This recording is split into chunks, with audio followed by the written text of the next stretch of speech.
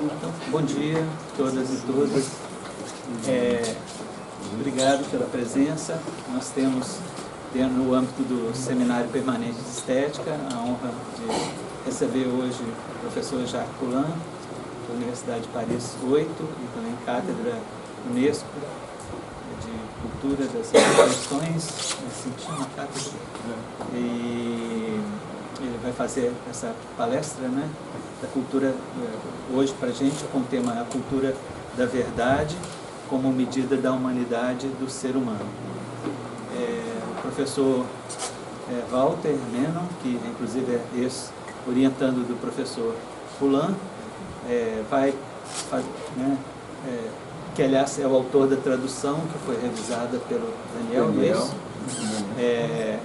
Então ele vai coordenar os trabalhos, né? E passo então a palavra a ele e agradeço imensamente a presença do professor Poulain. Eu fiz uma breve introdução, assim, muito rápida, assim, do pensamento do professor Poulain, que eu vou ler rapidamente só para fazer uma apresentação de vocês terem uma ideia de quem é ele e o que ele está pensando. Ele como o professor Rodrigo falou, ele é professor emérito e titular da cadeira da Unesco de Filosofia da Cultura e das Instituições na Universidade de Paris 8. Ele foi diretor de programas do Colégio Internacional em Filosofia de 1985 a 1992 e organizou e coordenou a discussão internacional em filosofia acerca das transformações pragmáticas da filosofia, com Karl Appel, Habermas e Gadamer, vários outros, Lyotard, vários outros filósofos naquele momento. Essa discussão se deu através de uma série de conferências, seminários e colóquios centrados nas relações entre uma visão pragmática da linguagem e o discurso filosófico. Segundo Poulain, as ditas transformações pragmáticas da filosofia deveriam se submeter à crítica da verdade de suas descrições da linguagem dentro do horizonte do que ele denomina de antropobiologia filosófica da linguagem,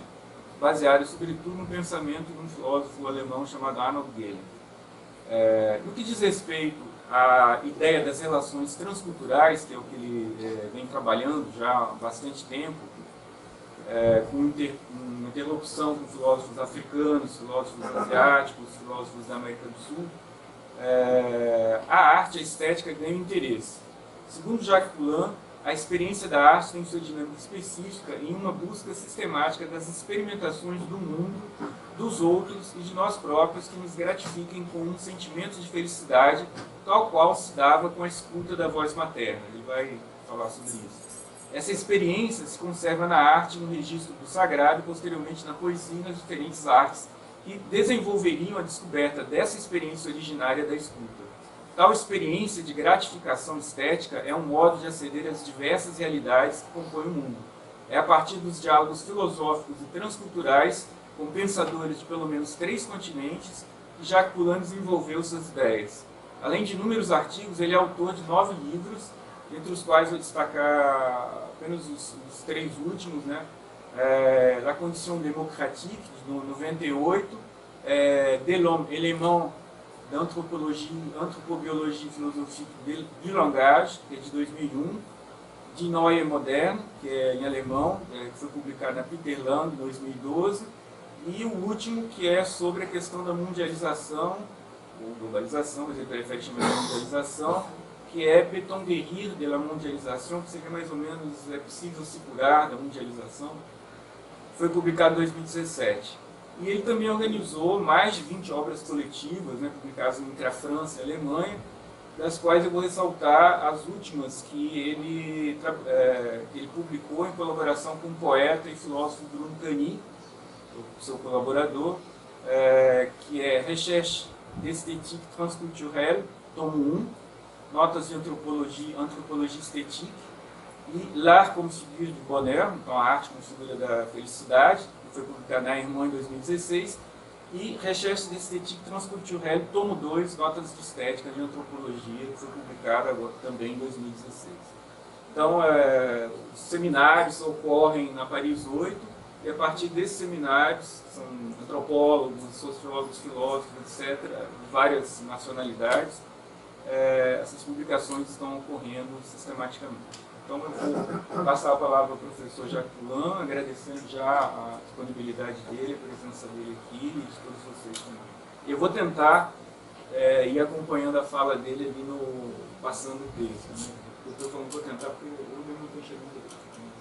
Walter, se ele falar alguma coisinha, alguma palavrinha fora do texto, aí você ajuda com a tradução também. Então. Em geral o texto não está bem exato, né? Mas assim, eu vou falar. Tenta passar a ideia. Merci donc à Rodrigo de m'avoir invité à parler ici, ainsi qu'à Walter de m'avoir présenté. Aujourd'hui, je voudrais parler un peu de ce que j'entends par esthétique de la vérité. On connaît la pragmatique du langage, et l'esthétique de la vérité, c'est ce qui affronte la neutralisation de la parole par une pure pragmatique de règles et de consensus aveugle. Alors, au début, donc, j'aimerais rappeler les fondements qu'on a découverts au XXe siècle de la parole comme source de la perception, de l'art et de la culture. L'anthropologie contemporaine du langage a bouleversé les repères de l'esthétique en retraçant la dynamique de la communication à la base de toute expérience. Elle a montré que l'avorton chronique qu'est l'être humain a dû, pour pouvoir vivre, se fixer au langage en faisant parler le monde. Pourquoi ? Pour y retrouver le bonheur qu'il avait pris à l'écoute de la voix de la mère, dans l'écoute intra-utérine. Cet usage du langage était appelé prosopopée par Guillaume d'Humboldt pour faire comprendre que la façon dont les poètes et les dramaturges font parler le monde, les pierres, les sources, les animaux, voire le ciel lui-même dans leurs poèmes, dans leurs pièces de théâtre, ne représentait pas seulement un procédé artistique, mais qui constituait au contraire le procédé d'usage originaire du langage. Ce procédé animiste n'a donc pas à être dénoncé comme une propriété mystérieuse des hommes archaïques ou des enfants, comme l'affirmeront plus tard Lévi-Bruhl et Piaget. Il a été à la racine non seulement de la parole et de l'art, mais il inspire toujours aussi la pensée, comme écoute qui ne fait que s'écouter elle-même sans être forcée de s'exprimer. Bien plus, cette prosopopée s'est transférée en toute perception sensible pour la rendre possible par la jouissance qu'elle nous donne et pour qu'on puisse percevoir qu'on perçoit ce qu'on y perçoit. Ce que les Grecs appelaient l'aesthésis, l'art de percevoir, correspond toujours à un mouvement d'émission-réception, visuelle, tactile, locomotrice ou manipulatrice, car la régulation que la perception auditive exerce sur tous les sens, qui devient source de toute créativité imaginative, non seulement dans l'art, mais dans l'usage même de la sensibilité. Comme l'audiophonologie d'Alfred Tomatis nous l'a appris, l'usage des 5 sens est en effet porté par cette prosopopée audiophonique et s'opère selon la même dynamique qu'elle, bien que cette projection d'émission-réception phono-auditive y transite à travers des matériaux différents des sons. La construction perceptive du monde dépendant de la généralisation de la prosopopée verbale aux différents sens. Celle-ci se présente comme la première mondialisation, la culture originaire qui inspire les diverses cultures, les 5 sens, à travers divers espaces géographiques et historiques. Elle est recherche infinie d'un monde qui corresponde à nos attentes en nous répondant de façon aussi favorable que la voix de la mer. L'expérimentation totale de la nature externe du monde et de la nature interne de l'être humain qui anime aujourd'hui la recherche d'un accord du visible et des lois scientifiques dans la science et d'un accord social avec autrui dans le consensus démocratique, ne fait, semble-t-il, que prolonger et renforcer cette recherche. De même, l'expérience de l'art trouve sa dynamique spécifique dans la recherche systématique de toutes les expérimentations du monde, de nous-mêmes et des autres,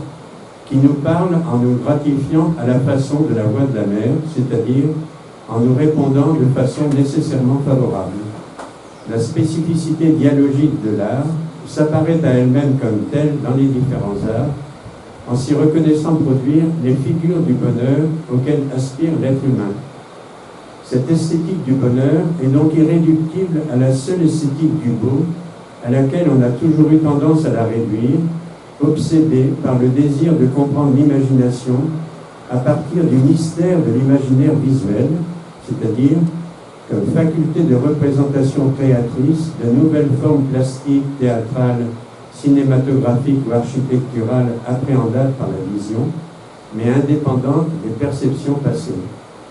La découverte contemporaine de l'esthétique du bonheur à la source de l'art et de la perception sensible contraint à réinterpréter le jugement esthétique comme modèle de sensibilisation d'une raison perçue comme faculté de désirer supérieur, c'était la formule de Kant.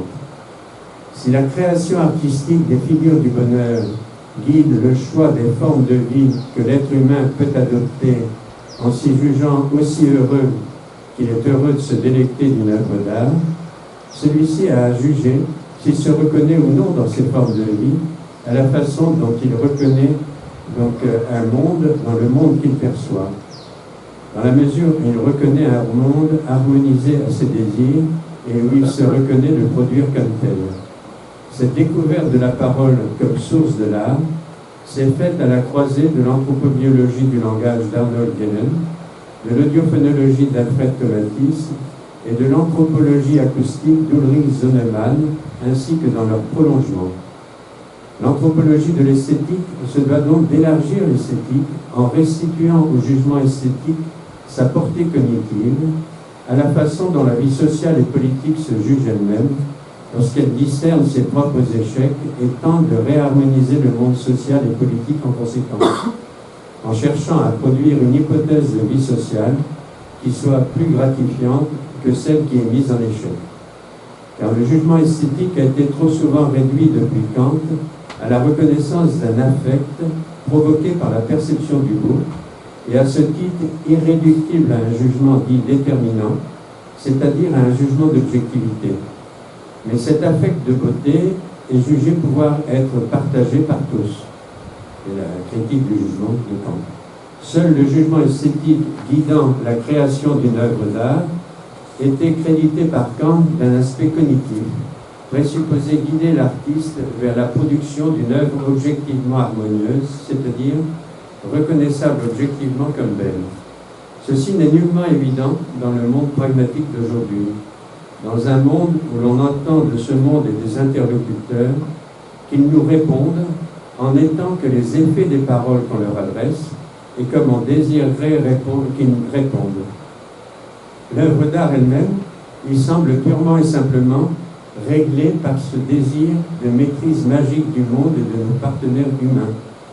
Adaptation du moyen de figuration artistique au but de la jouissance esthétique, l'œuvre d'art contemporaine est pragmatique, lorsqu'elle permet de jouir de l'expérience esthétique de l'œuvre d'art, du seul fait qu'on l'ait programmée comme telle, qu'on la perçoive comme telle, et qu'on ait conscience de la percevoir comme telle. Mais est-elle encore réglée par un quelconque jugement,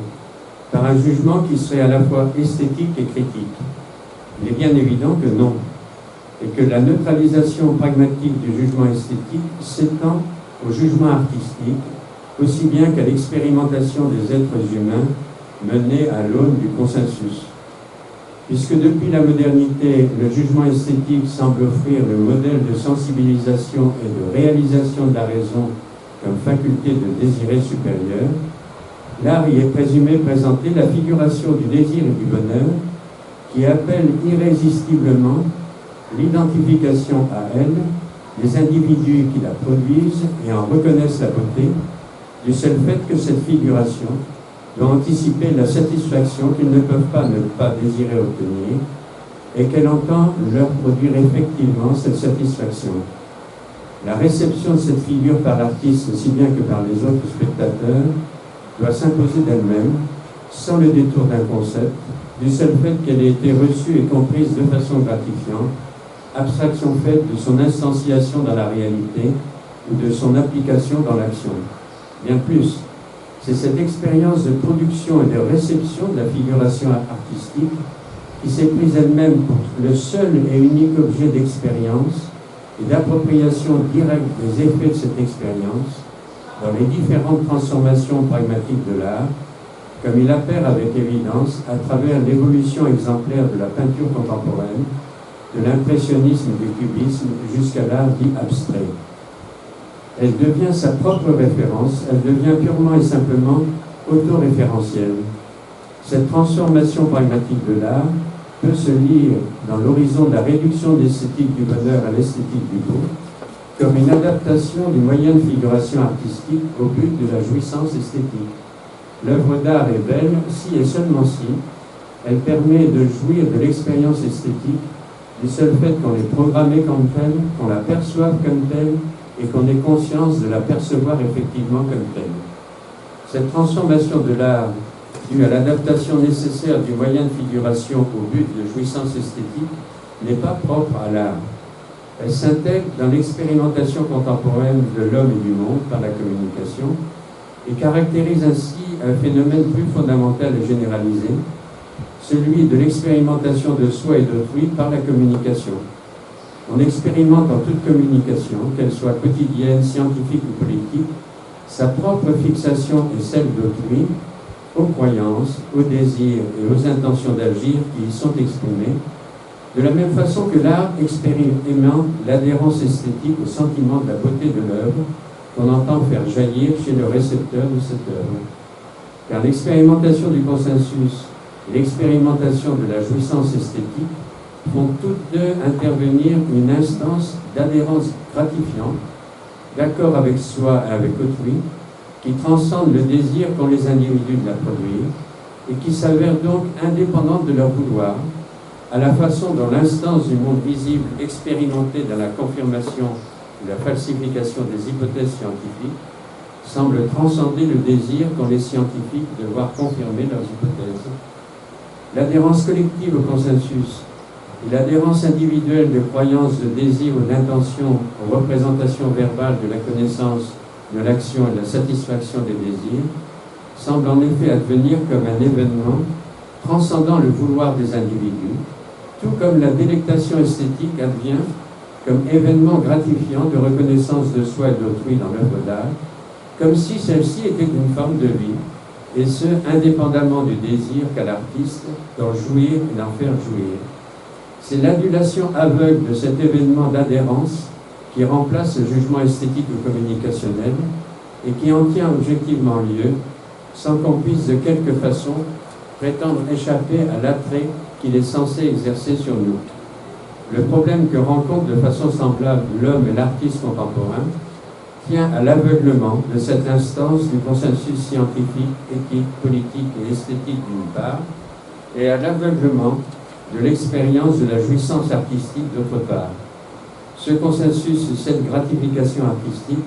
se produisent en effet abstraction faite de tout jugement d'objectivité, tout comme advient aveuglément la fixation au consensus expérimental, qu'il soit scientifique ou politique. Aussi, la transformation pragmatique de l'art à l'âge pragmatique consiste à figurer et à généraliser comme réalité d'homme cette raison esthétique elle-même, comme pouvoir de réaliser l'idée en sa faisant affecter. La magie artistique semble constituer dans ce contexte le modèle de l'expérimentation de l'homme par la communication. La transformation pragmatique de l'art est donc solidaire d'une esthétisation généralisée de la vie humaine et d'une absolutisation de l'imaginaire, où l'homme veut jouir de la production de sa production, sa propre la production de lui-même, à la façon dont il jouit de la production de l'œuvre d'art. Dérégulation des institutions et neutralisation de la créativité propre au psychisme humain sont le prix à payer pour l'aveuglement qui préside à cette expérimentation. Car cette expérimentation totale de l'homme par la communication se produit elle aussi sans concept, comme pure jouissance de la production d'un homme conforme aux effets qu'il veut produire sur lui-même et sur autrui, en appliquant aveuglément le consensus dans sa vie individuelle, dans la vie collective, et en contribuant ainsi à son incarnation dans la mondialisation de tous les échanges, quels qu'ils soient, qu'on appelle mondialisation. Mais l'effet est toujours inverse à l'effet escompté. Au lieu de produire le bonheur social et individuel qu'on en escompte et qui seul validerait cette expérimentation communicationnelle artistique ou politique, on ne produit qu'un malheur sous la forme d'une incertitude sociale et psychique portant sur ce qu'on est et qui relance pourtant comme telle la course au consensus avec autrui et avec soi en intensifiant la soif. Alors comment on a pensé justement régler la vie par la parole de façon pragmatique, c'est-à-dire aveugle. Comment les universitaires ont réussi cette performance incroyable. La culture pragmatique de la parole. Mais le pragmatisme contemporain n'a-t-il pas pourtant donné la recette en réintroduisant comme unique certitude celle qui oriente notre action dans notre usage même de la parole. La théorie des actes de parole, élaborée après la Seconde Guerre mondiale par le lieutenant-colonel John Langshaw Austin, puis par Paul Grice et John Searle, semble en effet repérer dans l'usage des énonciations où l'on ne fait que ce qu'on dit qu'on fait, les règles de justification d'une véritable culture de la parole, et montrer que cette expérimentation, qui a permis entre autres l'irruption de la barbarie nazie, demeure réglée par la seule institution que cette barbarie n'a pu détruire, l'institution du langage, alors qu'elle a pu neutraliser la puissance des lois juridiques, morales et politiques. Elle semble en effet démontrer que les seules règles objectives que l'on soit obligé de suivre pour continuer à vivre et pour mener à bien cette expérimentation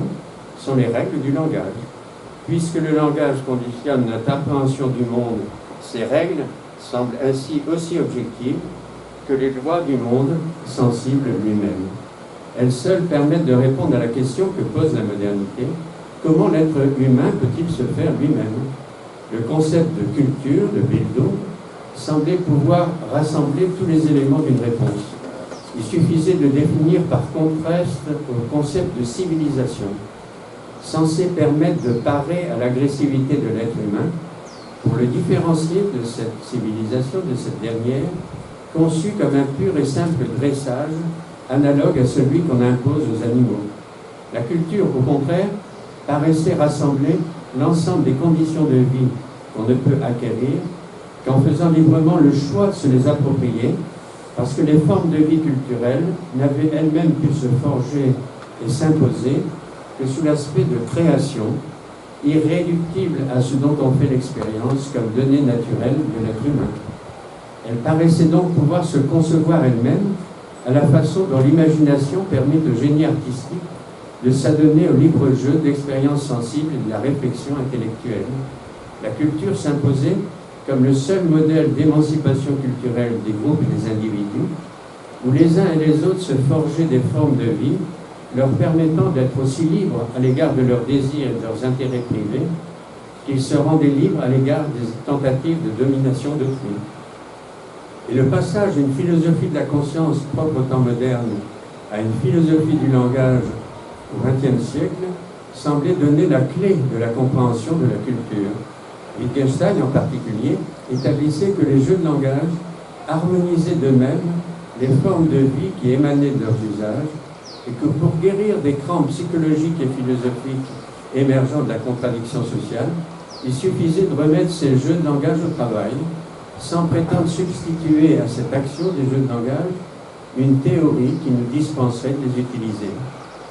La performance des théories des actes de langage d'après-guerre, Austin,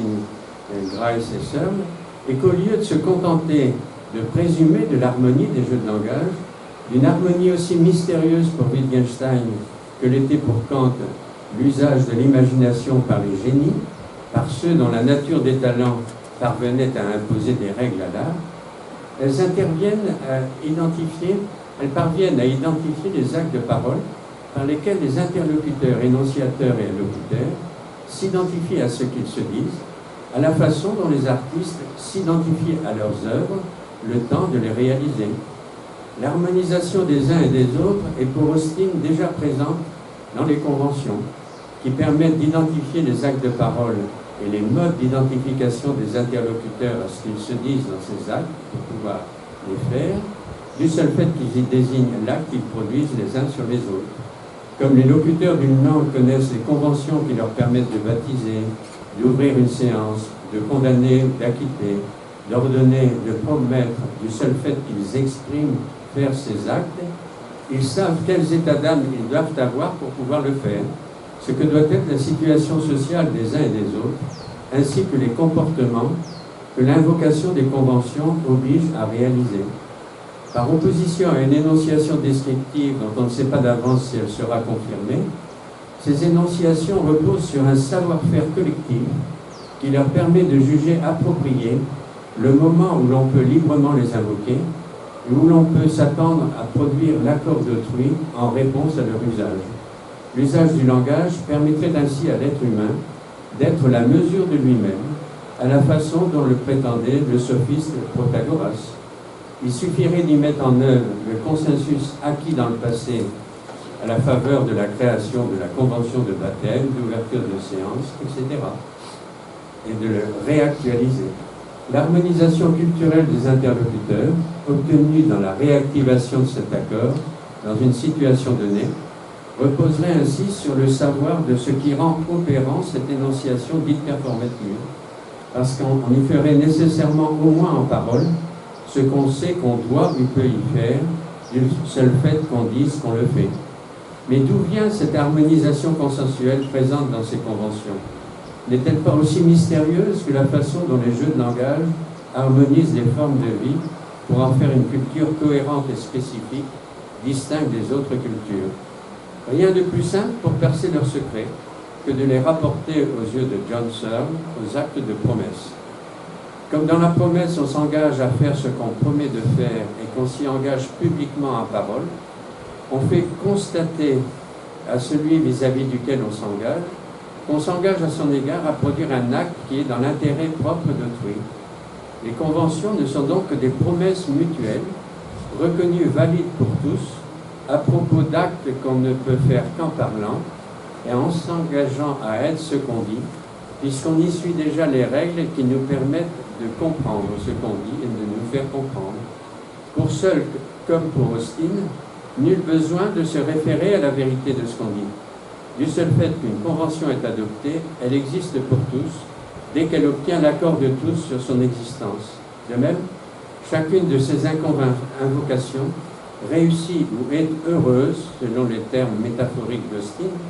du seul fait qu'on y obtient l'accord de la seule instance qui doit la juger appropriée, l'allocuteur, et que chacun agit ensuite en conséquence. Mais le jeu de langage ne devient-il pas ainsi nécessairement un terrain de jeu pour des monades, des individus isolés qui ne jugent jamais de la finalité de ces actes? Cette interaction communicationnelle fonctionne-t-elle d'elle-même du seul fait qu'elle utilise un consensus pour se produire, au lieu d'en référer aux évidences qui guidaient la pensée des consciences? Est-ce que c'est ce consensus qui a toujours fonctionné dans les sociétés pour ériger ces créations consensuelles en culture? L'esthétique des cultures est-elle réductible à cette convergence factuelle, fortuite et aveugle d'affects, d'accords de parole? Pour Carl Otto Appel et Jürgen Habermas, il n'en est pas question. Pour que chacun puisse s'approprier les jugements communs qui font l'objet d'un consensus et autorisent l'être humain à expérimenter lui-même ses croyances, ses désirs et ses actions à l'aune de ce consensus, pour que les consensus forment le lieu d'une véritable culture, il faut pouvoir juger de ce que chacun, s'il était à notre place,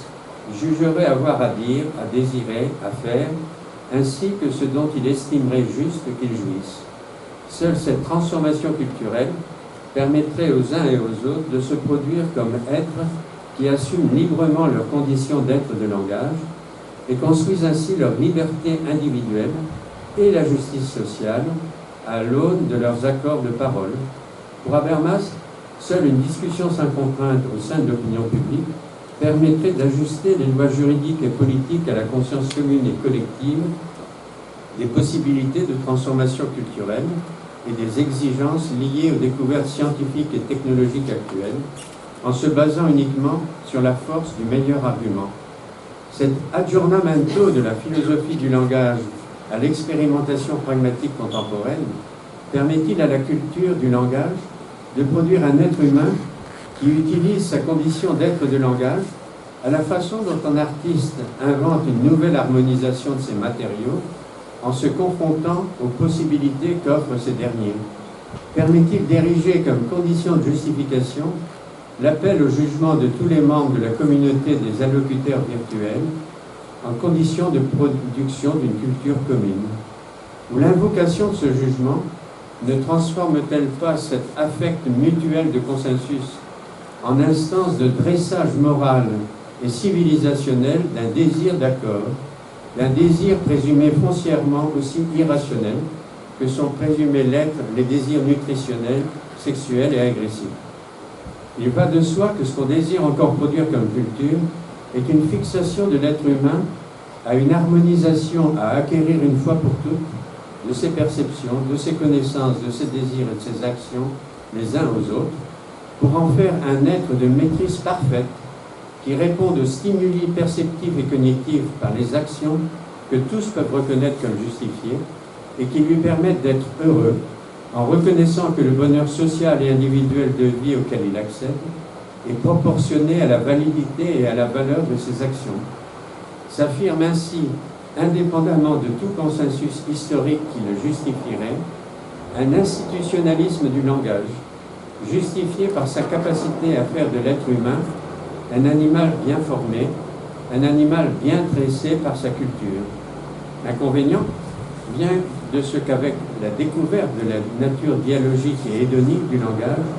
soit découvert également qu'il est faux que l'être humain puisse se transformer ainsi directement.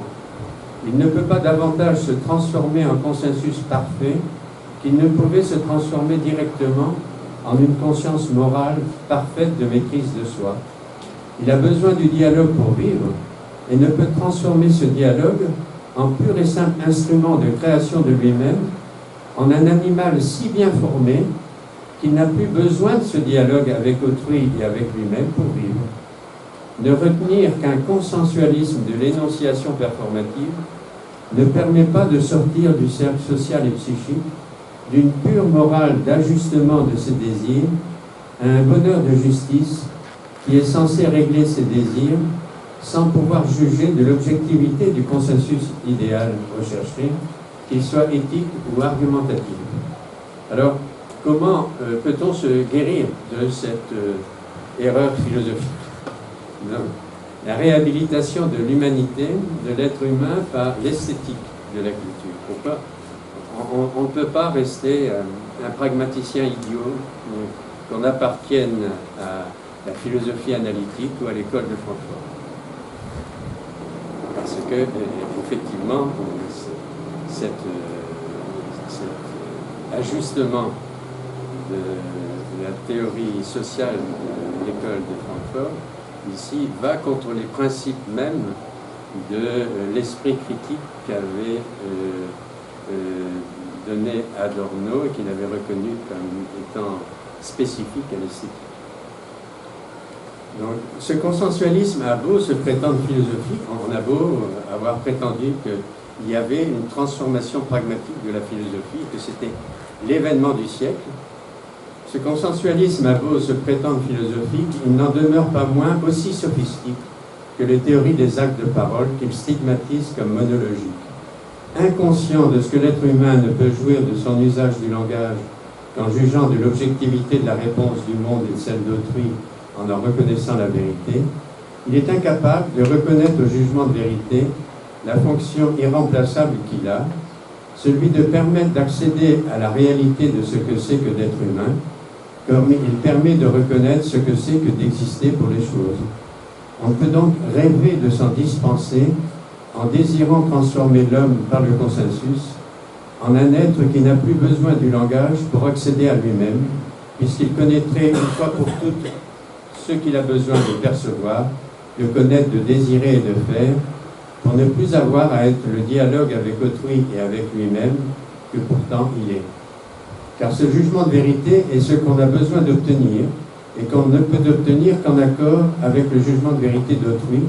sur ce qu'on est en chaque acte de langage. On a besoin de l'obtenir comme allocuteur de soi aussi bien que d'autrui, à chaque dialogue qu'on entame aussi bien avec autrui qu'avec soi. Et il se produit, qu'on le veuille ou non, qu'on le sache ou non, en chacun de ces dialogues, mais ne permet d'atteindre la finalité sans fin de ce dialogue qu'à condition de le reconnaître comme tel et d'en faire sa forme de vie, c'est-à-dire qu'en l'appliquant dans chaque expérience qu'on se découvre avoir à faire. Il suffit de se rappeler la dynamique d'imagination cognitive et hédonique liée à ce dialogue pour reconnaître qu'on ne peut parler à autrui et à soi dans la pensée qu'en projetant la dynamique de prosopopée dans l'usage de la parole elle-même. On ne peut l'y projeter qu'en imaginant l'état de choses, l'action ou le désir dont on parle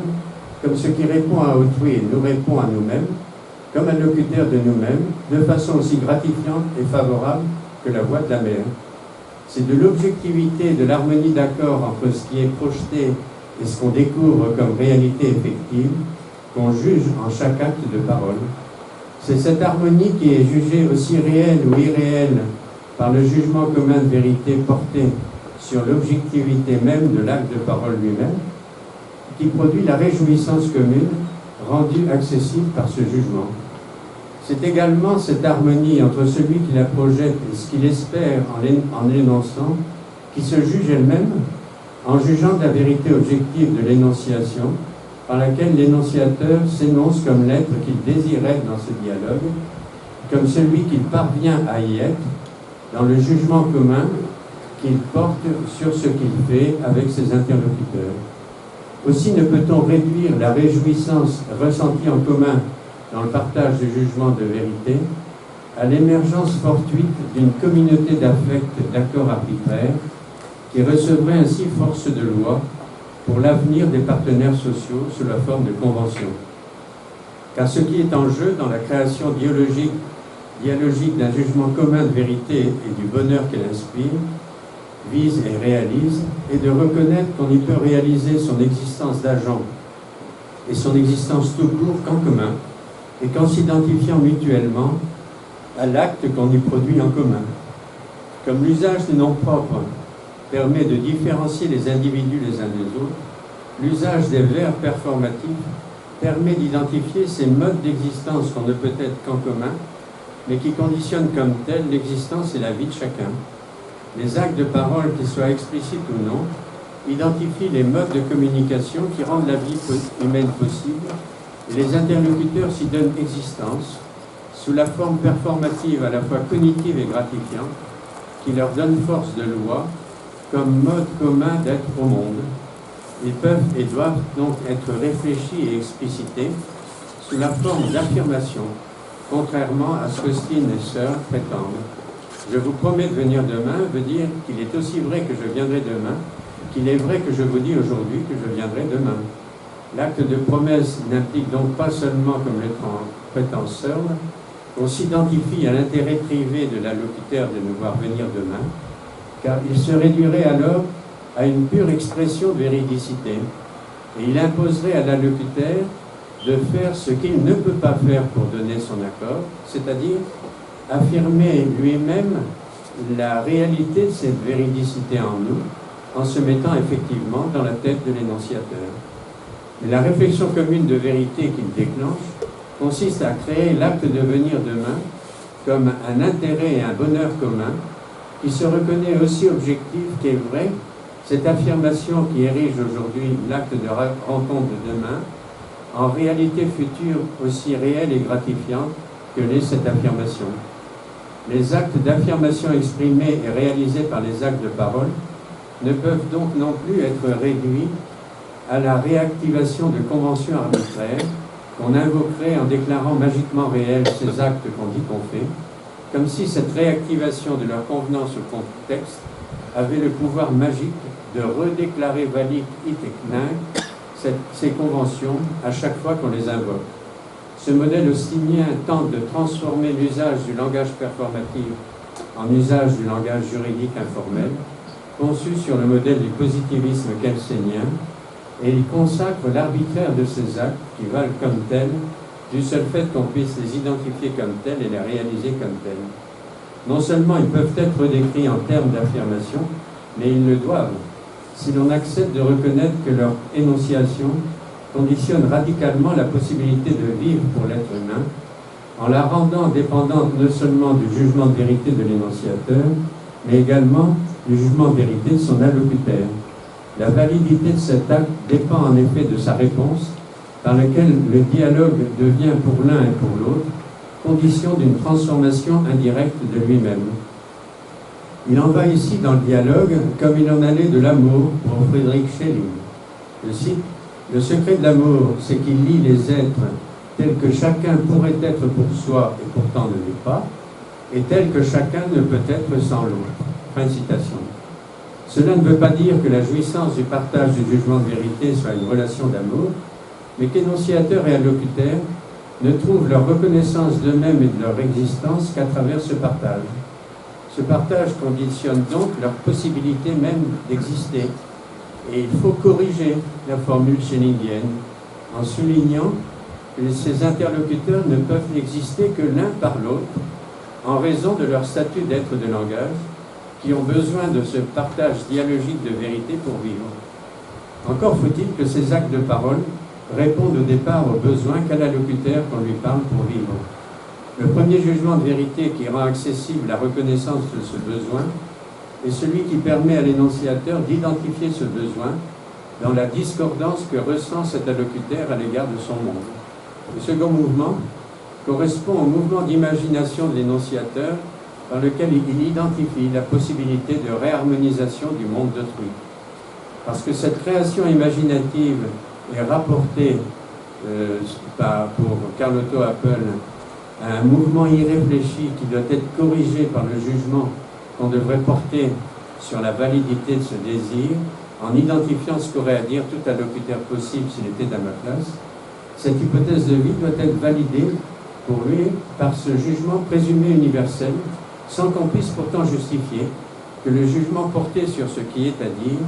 soit aussi universellement valide qu'on prétend qu'ils doivent l'être. Et parce qu'on ne peut reconnaître quel jugement serait porté par cet allocuteur idéal et universel, bien qu'on doive pouvoir le faire, on viole nécessairement le devoir de véridicité en disant ce qu'on dit au nom de cette autrui généralisée. L'éthique pragmatique de Carl Otto Appel condamne donc chaque énonciateur à être un énonciateur non véridique. Et il en va de même de notre allocuteur, qui doit filtrer sa propre réponse en invoquant le jugement que porterait la communauté virtuellement illimitée des allocuteurs sur ce qu'il a à répondre. Cet échec programmé fait qu'il est impossible pour chacun de reconnaître les conditions d'existence qu'il a besoin de reconnaître en s'engageant dans quelque dialogue que ce soit. L'éthique de justification du dialogue rend également impossible l'expérimentation politique des lois que la discussion argumentative d'Habermas tente de promouvoir. En prétendant légiférer sur les besoins et les lois universelles, en argumentant sur l'universalité des désirs reconnus comme besoins essentiels aux hommes, et sur l'universalité des lois qui permettraient de combler ces besoins à l'aide des impératifs et des interdits concernant les actions appropriées à la satisfaction de ces besoins, cette discussion se condamne à ne pas pouvoir combler le besoin dont la satisfaction conditionne la satisfaction de tous les autres, c'est-à-dire le besoin de parole lui-même. Car les arguments portant sur la rectitude des croyances, des désirs et des actions appropriées à cette satisfaction tentent de régler une fois pour toutes la soumission des conduites au consensus concernant ces besoins, mais ne peut jamais prouver l'universalité de ces besoins,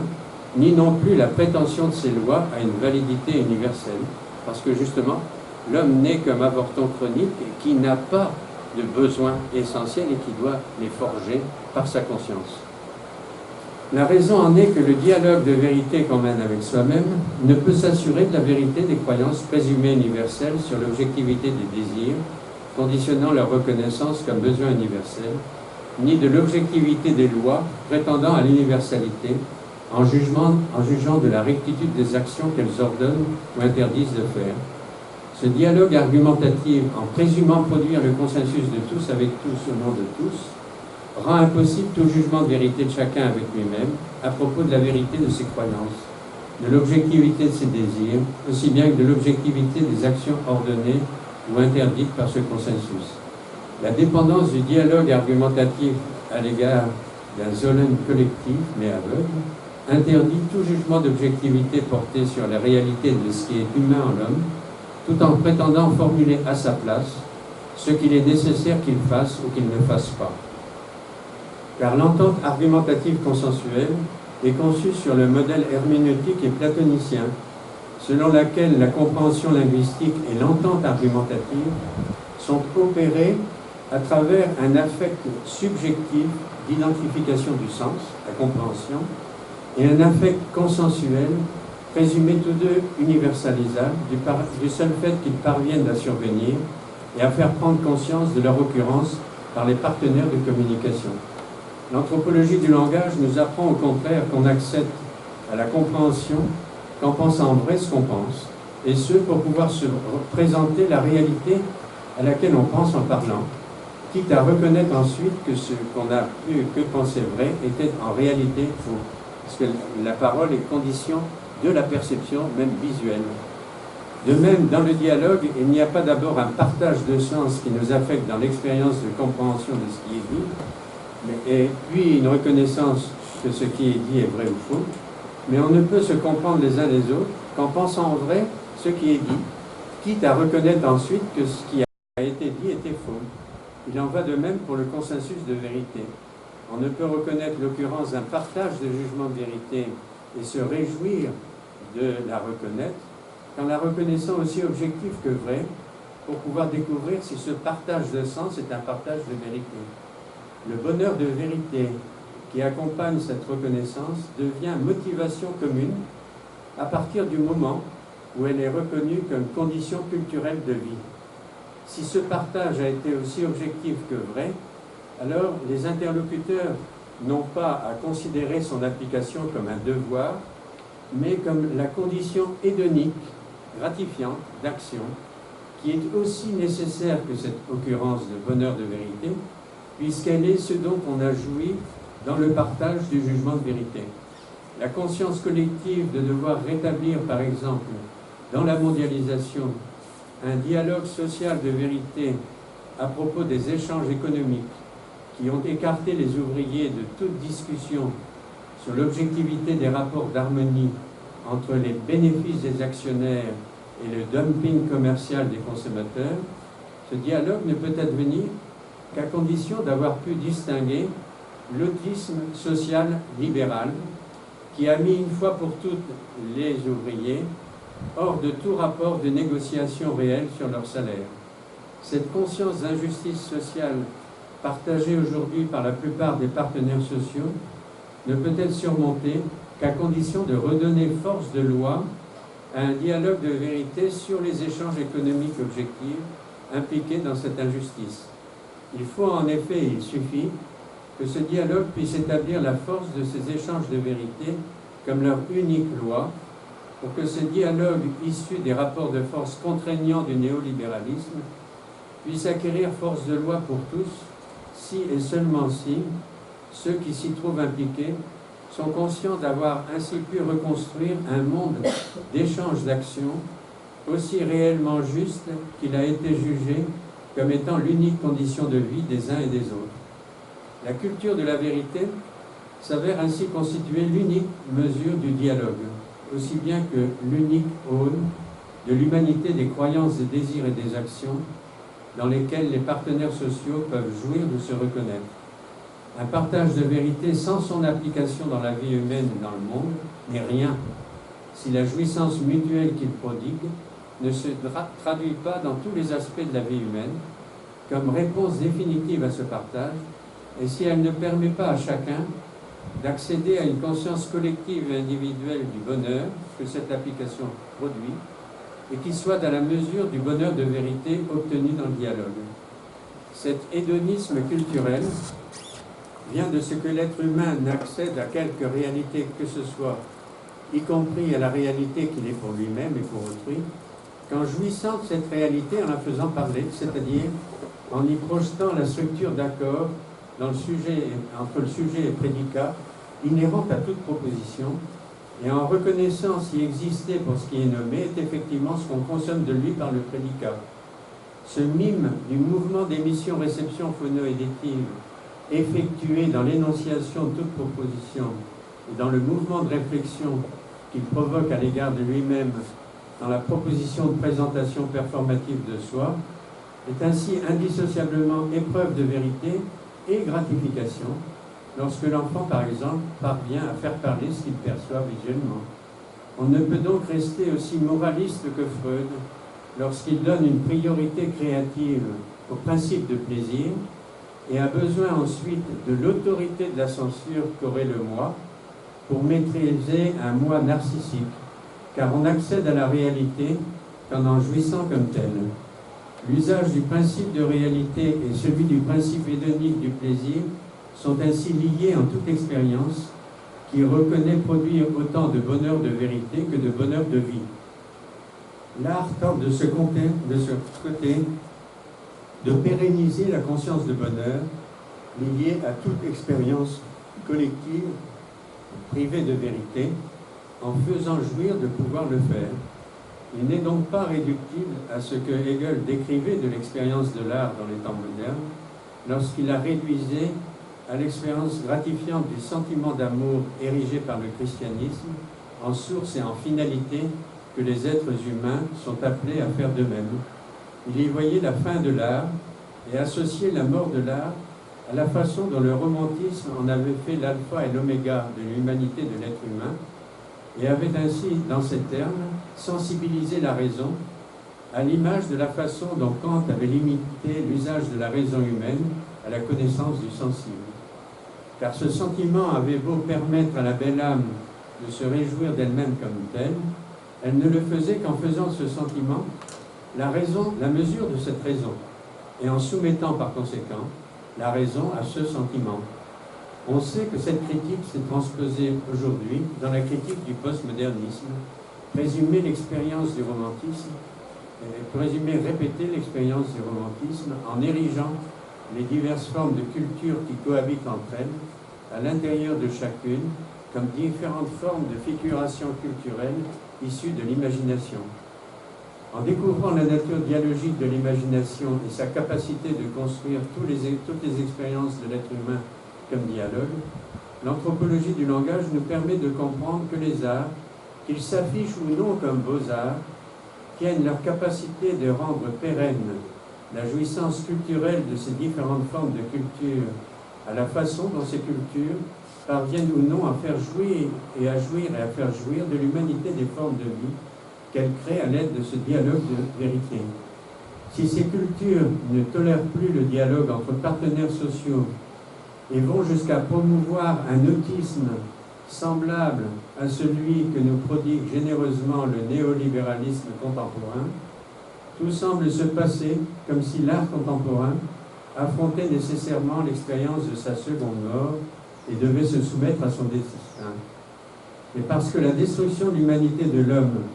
qu'opère cet autisme économiste n'est qu'une opération de la réflexion, elle laisse ouvert l'accès à la reconnaissance de son occurrence et par là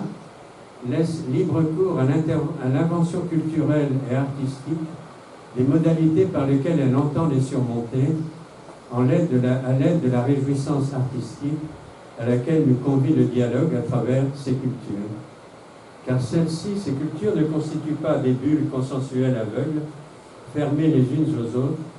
mais reposent toutes sur une créativité dialogique de base qui n'a pu être atteinte par la destruction néolibérale des instances de réflexion. On a donc toujours besoin de l'art, non parce que nous mourrons de l'expérience de la vérité et que l'expérience de l'art serait seule à nous faire jouir de notre humanité en faisant parler le monde à travers d'autres matériaux que les mots, c'est-à-dire à travers la figuration de l'expérience que nous y faisons de nous-mêmes, mais parce qu'il demeure, nous avons besoin de l'art parce qu'il demeure le domaine de figuration et de gratification des expériences du partage de vérité qui préside au bonheur de vie que ces expériences rendent possible. Merci pour votre patience.